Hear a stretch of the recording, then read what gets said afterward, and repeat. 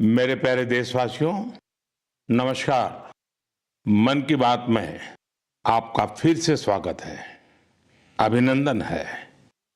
कुछ ही दिनों में साल 2026 दस्तक देने वाला है और आज जब मैं आपसे बात कर रहा हूं तो मन में पूरे एक साल की यादें घूम रही हैं। कई तस्वीरें, कई चर्चाएं, कई उपलब्धियां जिन्होंने देश को एक साथ जोड़ दिया। 2025 ने हमें ऐसे कई पल दिए जिन पर हर भारतीय को गर्व हुआ। देश की सुरक्षा से लेकर खेल के मैदान तक, विज्ञान की प्रयोगशालाओं से लेकर दुनिया के बड़े मंचों तक भारत ने हर जगह अपनी मजबूत छाप छोड़ी। इस साल ऑपरेशन सिंदूर हर भारतीय के लिए गर्व का प्रतीक बन गया। दुनिया ने साफ देखा, आज का भारत अपनी सुरक्षा से कोई समझौता नहीं करता। ऑपरेशन सिंदूर के दौरान देश के कोने कोने से मां भारती के प्रति प्रेम और समर्पण की तस्वीरें सामने आई। लोगों ने अपने अपने तरीके से अपने भाव व्यक्त किए। साथियों, यही जज्बा तब भी देखने को मिला जब वंदे मातरम के 150 वर्ष पूरे हुए। मैंने आपसे आग्रह किया था कि हैशटैग वंदे मातरम 150 के साथ अपने संदेश और सुझाव भेजें। देशवासियों ने इस अभियान में बढ़ चढ़कर हिस्सा लिया। साथियों, 2025 खेल के लिहाज से भी एक यादगार साल रहा। हमारी पुरुष क्रिकेट टीम ने आईसीसी चैंपियंस ट्रॉफी जीती। महिला क्रिकेट टीम ने पहली बार विश्व कप अपने नाम किया। भारत की बेटियों ने women's blind T20 world cup जीतकर इतिहास रच दिया। एशिया कप T20 में भी तिरंगा शान से लहराया। पैरा एथलीटों ने विश्व चैंपियनशिप में कई पदक जीतकर ये साबित किया कि कोई बाधा हौसलों को नहीं रोक सकती। विज्ञान और अंतरिक्ष क्षेत्र में भी भारत ने बड़ी छलांग लगाई। शुभांशु शुक्ला पहले भारतीय बने जो इंटरनेशनल स्पेस स्टेशन तक पहुंचे। पर्यावरण संरक्षण और वन्य जीवों की सुरक्षा से जुड़े कई प्रयास भी 2025 की पहचान बने। भारत में चीतों की संख्या भी अब 30 से ज्यादा हो गई है। 2025 में आस्था, संस्कृति और भारत की अद्वितीय विरासत सब एक साथ दिखाई दी। साल के शुरुआत में प्रयागराज महाकुंभ के आयोजन ने पूरी दुनिया को चकित किया। साल के अंत में अयोध्या में राम मंदिर पर ध्वजारोहण के कार्यक्रम ने हर भारतीय को गर्व से भर दिया। स्वदेशी को लेकर भी लोगों का उत्साह खूब दिखाई दिया। लोग वही सामान खरीद रहे हैं जिसमें किसी भारतीय का पसीना लगा हो और जिसमें भारत की मिट्टी की सुगंध हो। आज हम गर्व से कह सकते हैं 2025 ने भारत को और अधिक आत्मविश्वास दिया है। ये बात भी सही है, इस वर्ष प्राकृतिक आपदाएं हमें झेलनी पड़ी, अनेक क्षेत्रों में झेलनी पड़ी। अब देश 2026 में नई उम्मीदों, नए संकल्पों के साथ आगे बढ़ने को तैयार है। मेरे प्यारे देशवासियों, आज दुनिया भारत को बहुत आशा के साथ देख रही है। भारत से उम्मीद की सबसे बड़ी वजह है हमारी युवा शक्ति।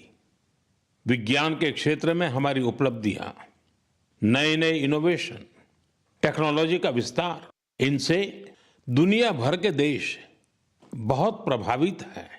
साथियों, भारत के युवाओं में हमेशा कुछ नया करने का जुनून है और वो उतने ही जागरूक भी हैं। मेरे युवा साथी कई बार मुझसे ये पूछते हैं कि नेशन बिल्डिंग में वो अपना योगदान और कैसे बढ़ाएं, वो कैसे अपने आइडिया शेयर कर सकते हैं। कई साथी पूछते हैं कि मेरे सामने वो अपने आइडियाज का प्रेजेंटेशन कैसे दे सकते हैं। हमारे युवा साथियों की इस जिज्ञासा का समाधान है विकसित भारत यंग लीडर्स डायलॉग। पिछले साल इसका पहला एडिशन हुआ था। अब कुछ दिन बाद उसका दूसरा एडिशन होने वाला है।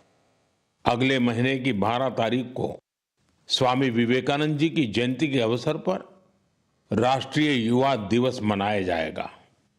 इसी दिन यंग लीडर्स डायलॉग का भी आयोजन होगा और मैं भी इसमें जरूर शामिल होऊंगा।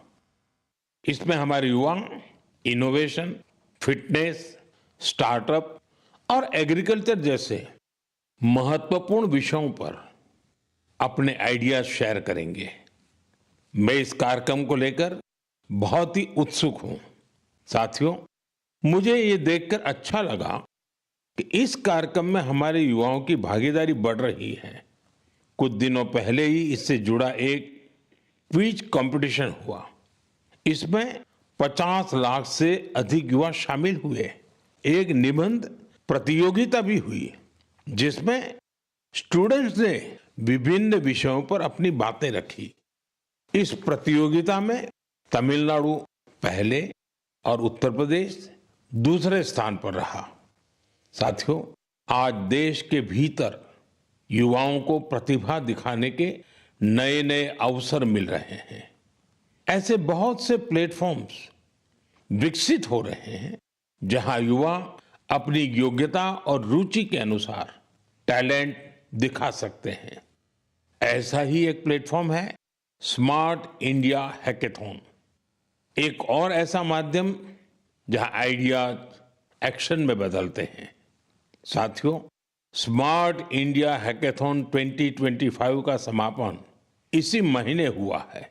इस हैकेथॉन के दौरान 80 से अधिक सरकारी विभागों की 270 से ज्यादा समस्याओं पर स्टूडेंट्स ने काम किया। स्टूडेंट्स ने ऐसे सॉल्यूशन दिए जो रियल लाइफ चैलेंजेस से जुड़े थे, जैसे ट्रैफिक की समस्या है। इसे लेकर युवाओं ने स्मार्ट ट्रैफिक मैनेजमेंट से जुड़े बहुत ही इंटरेस्टिंग पर्सपेक्टिव शेयर किए। फाइनेंशियल फ्रॉड्स और डिजिटल एरेस जैसी चुनौतियों के समाधान पर भी युवाओं ने अपने आइडियाज सामने रखे। गांवों में डिजिटल बैंकिंग के लिए साइबर सिक्योरिटी फ्रेमवर्क पर सुझाव दिया। कई युवा एग्रीकल्चर सेक्टर की चुनौतियों के समाधान में जुटे रहे। साथियों, पिछले 7-8 साल में स्मार्ट इंडिया हैकेथॉन में 13 लाख से ज्यादा स्टूडेंट्स और 6,000 से ज्यादा इंस्टीट्यूट्स हिस्सा ले चुके हैं। युवाओं ने सैकड़ों प्रॉब्लम्स के सटीक सॉल्यूशंस भी दिए हैं। इस तरह के हैकेथॉन्स का आयोजन समय समय पर होता रहता है। मेरा अपने युवा साथियों से आग्रह है कि वे इन हैकेथॉन्स का हिस्सा जरूर बने। साथियों, आज का जीवन टेक ड्रिवन होता जा रहा है और जो परिवर्तन सदियों में आते थे, वो बदलाव हम कुछ वर्षों में होते देख रहे हैं। कई बार तो कुछ लोग चिंता जताते हैं कि रोबोट्स कहीं मनुष्य को ही ना रिप्लेस कर दें। ऐसे बदलते समय में ह्यूमन डेवलपमेंट के लिए अपनी जड़ों से जुड़े रहना बहुत जरूरी है। मुझे ये देखकर बहुत खुशी होती है कि हमारी अगली पीढ़ी अपनी संस्कृति की जड़ों को अच्छी तरह थाम रही है। नई सोच के साथ, नए तरीकों के साथ। साथियों, आपने इंडियन इंस्टीट्यूट ऑफ साइंस, उसका नाम तो जरूर सुना होगा। रिसर्च और इनोवेशन इस संस्थान की पहचान है। कुछ साल पहले वहां के कुछ छात्रों ने महसूस किया कि पढ़ाई और रिसर्च के बीच संगीत के लिए भी जगह होनी चाहिए। बस यहीं से एक छोटी सी म्यूजिक क्लास शुरू हुई। न बड़ा मंच, न कोई बड़ा बजट। धीरे धीरे ये पहल बढ़ती गई और आज इसे हम गीतांजलि IISC के नाम से जानते हैं। यह अब सिर्फ एक क्लास नहीं, कैंपस का सांस्कृतिक केंद्र है। यहाँ हिंदुस्तानी शास्त्रीय संगीत है, लोक परंपराएं हैं, शास्त्रीय विधाएं हैं। छात्र यहाँ साथ बैठकर रियाज करते हैं, प्रोफेसर साथ बैठते हैं, उनके परिवार भी जुड़ते हैं। आज 200 से ज्यादा लोग इससे जुड़े हैं और खास बात ये कि जो विदेश चले गए वो भी ऑनलाइन जुड़कर इस ग्रुप की डोर थामे हुए हैं। साथियों, अपनी जड़ों से जुड़े रहने के ये प्रयास सिर्फ भारत तक सीमित नहीं है। दुनिया के अलग अलग कोनों और वहां बसे भारतीय भी अपनी भूमिका निभा रहे हैं। एक और उदाहरण जो हमें देश से बाहर ले जाता है, ये जगह है दुबई। वहां रहने वाले कन्नड़ा परिवारों ने खुद से एक जरूरी सवाल पूछा। हमारे बच्चे टेक वर्ल्ड में आगे तो बढ़ रहे हैं, लेकिन कहीं वो अपनी भाषा से दूर तो नहीं हो रहे हैं। यहीं से जन्म हुआ कन्नड़ा पाठशाले का, एक ऐसा प्रयास जहां बच्चों को कन्नड़ा पढ़ना, सीखना, लिखना और बोलना सिखाया जाता है। आज इससे 1000 से ज्यादा बच्चे जुड़े हैं। वाकई कन्नड़ा नाडु नुडी नम्मा हेम्मे, कन्नड़ा की भूमि और भाषा हमारा गर्व है। साथियों, एक पुरानी कहावत है, जहां चाह वहां राह। इस कहावत को फिर से सच कर दिखाया है मणिपुर के एक युवा मोइरांगथेम सेठ जी ने। उनकी उम्र 40 साल से भी कम है। श्रीमान मोइरांगथेम जी मणिपुर के जिस दूर सुदूर क्षेत्र में रहते थे, वहां बिजली की बड़ी समस्या थी। इस चुनौती से निपटने के लिए उन्होंने लोकल सॉल्यूशन पर जोर दिया और उन्हें ये सॉल्यूशन मिला सोलर पावर में। हमारे मणिपुर में वैसे भी सोलर एनर्जी पैदा करना आसान है, तो मोइरांगथेम जी ने सोलर पैनल लगाने का अभियान चलाया और इस अभियान की वजह से आज उनके क्षेत्र के सैकड़ों घरों में सोलर पावर पहुंच गई है। खास बात यह है कि उन्होंने सोलर पावर का उपयोग हेल्थ केयर और आजीविका को बेहतर बनाने के लिए किया है। आज उनके प्रयासों से मणिपुर में कई हेल्थ सेंटर्स को भी सोलर पावर मिल रही है। उनके इस काम से मणिपुर की नारी शक्ति को भी बहुत लाभ मिला है। स्थानीय मछुआरों और कलाकारों को भी इससे मदद मिली है। साथियों, आज सरकार पीएम सूर्यघर मुफ्त बिजली योजना के तहत हर लाभार्थी परिवार को सोलर पैनल लगाने के लिए करीब करीब 75 से 80 हजार रुपए दे रही है। मोइरांगथेम जी के ये प्रयास यूं तो व्यक्तिगत प्रयास है, लेकिन सोलर पावर से जुड़े हर अभियान को नई गति दे रहे हैं। मैं मन की बात के माध्यम से उन्हें अपनी शुभकामनाएं देता हूं। मेरे प्यारे देशवासियों, आइए अब जरा हम जम्मू कश्मीर की तरफ चलते हैं। जम्मू कश्मीर की सांस्कृतिक और ऐतिहासिक विरासत, उसकी एक ऐसी गाथा साझा करना चाहता हूं जो आपको गर्व से भर देगी। जम्मू कश्मीर के बारामूला में जेहनपोरा नाम की एक जगह है। वहां लोग बरसों से कुछ ऊंचे ऊंचे टीले देखते आ रहे थे। साधारण से टीले, किसी को नहीं पता था कि क्या है। फिर एक दिन आर्कोलॉजिस्ट की नजर इन पर पड़ी। जब उन्होंने इस इलाके को ध्यान से देखना शुरू किया तो ये टीले कुछ अलग लगे। इसके बाद इन टीलों का वैज्ञानिक अध्ययन शुरू किया गया। ड्रोन के जरिए ऊपर से तस्वीरें ली गई, जमीन की मैपिंग की गई और फिर कुछ हैरान करने वाली बातें सामने आने लगी। पता चला ये टीले प्राकृतिक नहीं है, ये इंसान द्वारा बनाई गई किसी बड़ी इमारत के अवशेष है। इसी दौरान एक और दिलचस्प कड़ी जुड़ी। कश्मीर से हजारों किलोमीटर दूर फ्रांस के एक म्यूजियम के आर्काइव में एक पुराना धुंधला सा चित्र मिला। बारामूला के उस चित्र में 3 बौद्ध स्तूप नजर आ रहे थे। यहीं से समय ने करवट ली और कश्मीर का एक गौरवशाली अतीत हमारे सामने आया। ये करीब 2000 साल पुराना इतिहास है। कश्मीर के जहनपोरा का ये बौद्ध परिसर हमें याद दिलाता है कश्मीर का अतीत क्या था, उसकी पहचान कितनी समृद्ध थी। मेरे प्यारे देशवासियों, अब मैं आपसे भारत से हजारों किलोमीटर दूर एक ऐसे प्रयास की बात करना चाहता हूं जो दिल को छू लेने वाला है। फिजी में भारतीय भाषा और संस्कृति के प्रसार के लिए एक सराहनीय पहल हो रही है। वहां की नई पीढ़ी को तमिल भाषा से जोड़ने के लिए कई स्तरों पर लगातार प्रयास किए जा रहे हैं। पिछले महीने फिजी के राकी राकी इलाके में वहां के एक स्कूल में पहली बार तमिल दिवस मनाया गया। उस दिन बच्चों को एक ऐसा मंच मिला जहां उन्होंने अपनी भाषा पर खुले दिल से गौरव व्यक्त किया।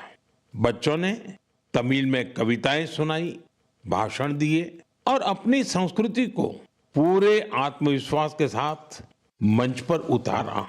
साथियों, देश के भीतर भी तमिल भाषा के प्रचार के लिए लगातार काम हो रहा है। कुछ दिन पहले ही मेरे संसदीय क्षेत्र काशी में चौथा काशी तमिल संगमम हुआ। अब मैं आपको एक ऑडियो क्लिप सुनाने जा रहा हूं। आप सुनिए और अंदाजा लगाइए तमिल बोलने की कोशिश कर रहे ये बच्चे कहाँ के हैं। வணக்கம். பாரத் அரசங்கத்தல் ஓரே பாரதம் உன்னத பாரதம் நடத்தப்பட்ட காசி தமிழ் சங்கமம் 4 தமிழ் கற்போம் ನಾನು ரொம்ப ಕಾರ್ಕೆ ಉದಾಹರಣಕ್ಕೆ ಏನು ತಮಿಳಿಲ್ ಇಂಟ್ರೊಡಕ್ಷನ್ कासियोड़ भूमिल नानु पायल पटेल और सुकिल्स इंटर कॉलेज की मानवी अनेवरकुम येन वणक्कम। साथियों, आपको जानकर हैरानी होगी तमिल भाषा में इतनी सहजता से अपनी बात रखने वाले ये बच्चे काशी के हैं, वाराणसी के हैं। इनकी मातृभाषा हिंदी है, लेकिन तमिल भाषा के प्रति लगाव ने इन्हें तमिल सीखने के लिए प्रेरित किया है। इस साल वाराणसी में काशी तमिल संगमम के दौरान तमिल सीखने पर खास जोर दिया गया था। लर्न तमिल, तमिल कराकलम, इस थीम के तहत वाराणसी के 50 से ज्यादा स्कूलों में विशेष अभियान भी चलाए गए। इसी का नतीजा हमें इस ऑडियो क्लिप में सुनाई देता है। एन्न पेर वैष्णव नान निवेदिता शिक्षा सदन बालिका इंटर कॉलेज वाराणसी पढ़िक्किरेन। नान काशी तमिल कर्कलाम 4.0 ला तमिल भाषा टिक्कावुम इल्लुवम करेन। इंधा वयपुक्क पराधान नरेंद्र मोदी अवगलेकु नान नंटी सोलिगरेन। साथियों, तमिल भाषा दुनिया की सबसे प्राचीन भाषा है। तमिल साहित्य भी अत्यंत समृद्ध है। मैंने मन की बात में काशी तमिल संगमम में भाग लेने का आग्रह किया था। मुझे खुशी है कि आज देश के दूसरे हिस्सों में भी बच्चों और युवाओं के बीच तमिल भाषा को लेकर नया आकर्षण दिख रहा है।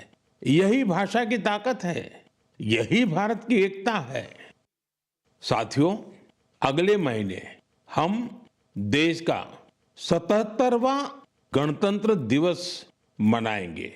जब भी ऐसे अवसर आते हैं तो हमारा मन स्वतंत्रता सेनानियों और संविधान निर्माताओं के प्रति कृतज्ञता के भाव से भर जाता है। हमारे देश ने आजादी पाने के लिए लंबा संघर्ष किया है।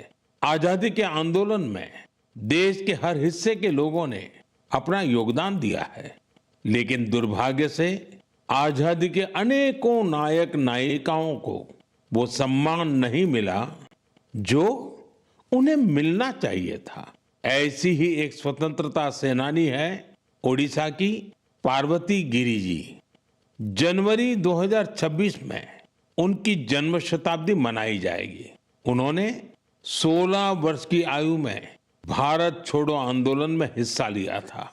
साथियों, आजादी के आंदोलन के बाद पार्वती गिरि जी ने अपना जीवन समाज सेवा और जनजातीय कल्याण को समर्पित कर दिया था। उन्होंने कई अनाथालयों की स्थापना की। उनका प्रेरक जीवन हर पीढ़ी का मार्गदर्शन करता रहेगा।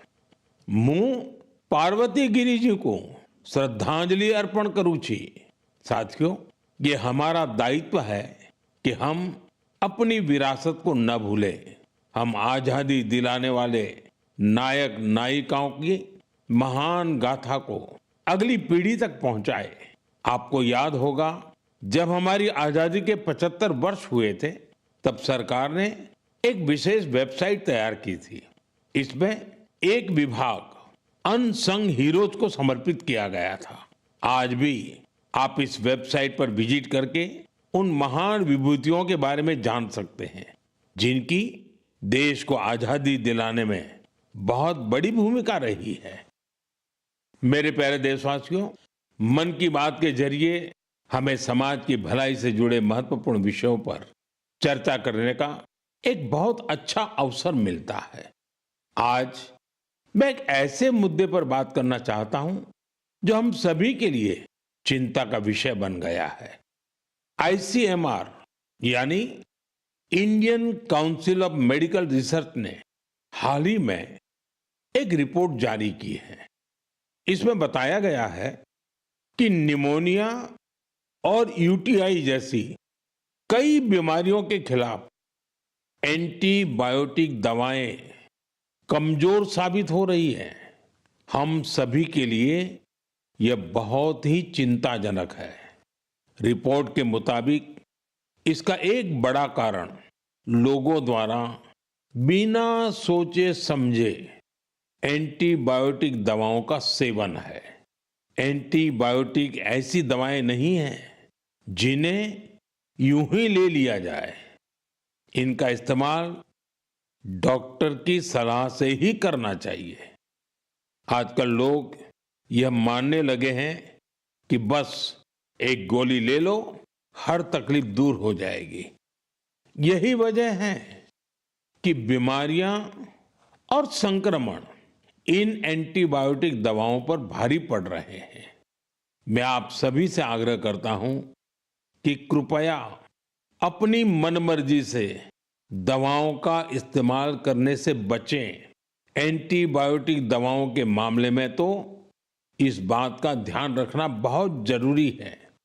मैं तो यही कहूंगा, मेडिसिन्स के लिए गाइडेंस और एंटीबायोटिक्स के लिए डॉक्टर्स की जरूरत है।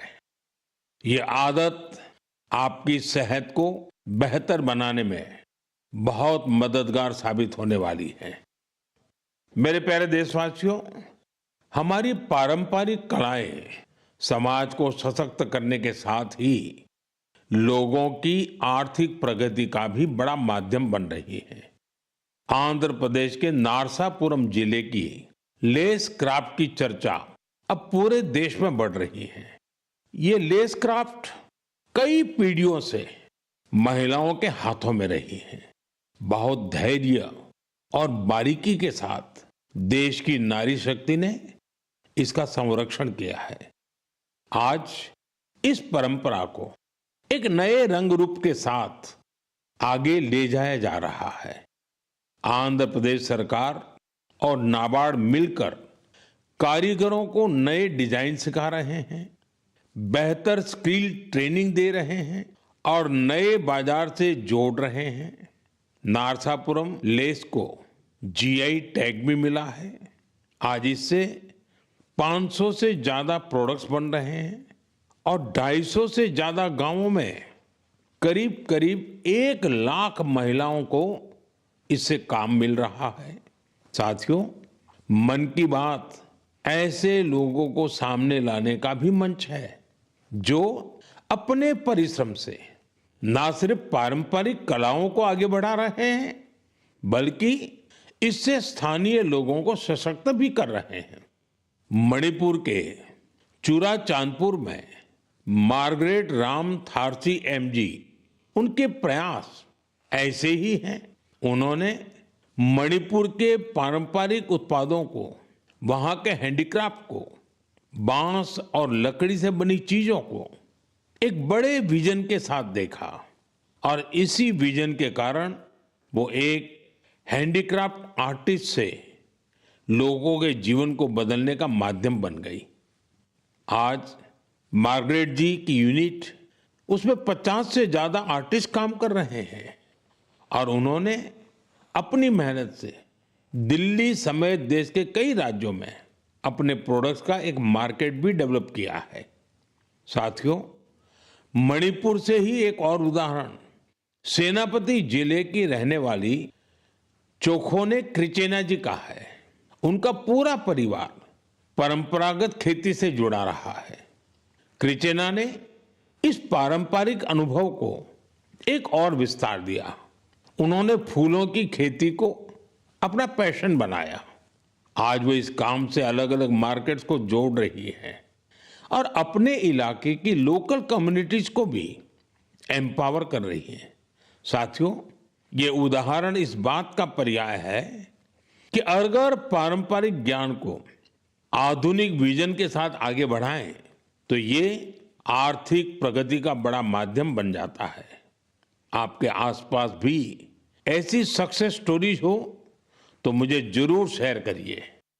साथियों, हमारे देश की सबसे खूबसूरत बात यह है कि साल भर हर समय देश के किसी न किसी हिस्से में उत्सव का माहौल रहता है। अलग अलग पर्व त्योहार तो है ही, साथ ही विभिन्न राज्यों के स्थानीय उत्सव भी आयोजित होते रहते हैं। यानी अगर आप घूमने का मन बनाएं तो हर समय देश का कोई न कोई कोना अपने यूनिक उत्सव के साथ तैयार मिलेगा। ऐसा ही एक उत्सव इन दिनों कच्छ के रण में चल रहा है। इस साल कच्छ रणोत्सव का यह आयोजन 23 नवंबर से शुरू हुआ है, जो 20 फरवरी तक चलेगा। यहां कच्छ की लोक संस्कृति, लोक संगीत, नृत्य और हस्तशिल्प की विविधता दिखाई देती है। कच्छ के सफेद रण की भव्यता देखना अपने आप में एक सुखद अनुभव है। रात के समय जब सफेद रण के ऊपर चांदनी फैलती है, वहां का दृश्य अपने आप में मंत्र मुग्ध कर देने वाला होता है। रण उत्सव का टेंट सिटी बहुत लोकप्रिय है। मुझे जानकारी मिली है कि पिछले एक महीने में अब तक 2 लाख से ज्यादा लोग रणोत्सव का हिस्सा बन चुके हैं और देश के कोने कोने से आए हैं, विदेश से भी लोग आए हैं। आपको जब भी अवसर मिले तो ऐसे उत्सवों में जरूर शामिल हो और भारत की विविधता का आनंद उठाएं। साथियों, 2025 में मन की बात का ये आखिरी एपिसोड है। अब हम साल 2026 में ऐसे ही उमंग और उत्साह के साथ, अपनेपन के साथ अपने मन की बातों को करने के लिए मन की बात के कार्यक्रम में जरूर जुड़ेंगे। नई ऊर्जा, नए विषय और प्रेरणा से भर देने वाली देशवासियों की अनगिनत गाथाओं मन की बात में हम सबको जोड़ती हैं। हर महीने मुझे ऐसे अनेक संदेश मिलते हैं जिसमें विकसित भारत को लेकर लोग अपना विजन साझा करते हैं। लोगों से मिलने वाले सुझाव और इस दिशा में उनके प्रयासों को देखकर ये विश्वास और मजबूत होता है। और जब ये सब बातें मेरे तक पहुंचती हैं तो विकसित भारत का संकल्प जरूर सिद्ध होगा। ये विश्वास दिनों दिन मजबूत होता जाता है। साल 2026 इस संकल्प सिद्धि की यात्रा में एक अहम पड़ाव साबित हो। आपका और आपके परिवार का जीवन खुशहाल हो, इसी कामना के साथ इस एपिसोड में विदाई लेने से पहले मैं जरूर कहूंगा, फिट इंडिया मूवमेंट, आपको भी फिट रहना है। ठंडी का ये मौसम व्यायाम के लिए बहुत उपयुक्त होता है। व्यायाम जरूर करें। आप सभी को 2026 की बहुत बहुत शुभकामनाएं। धन्यवाद। वंदे मातरम।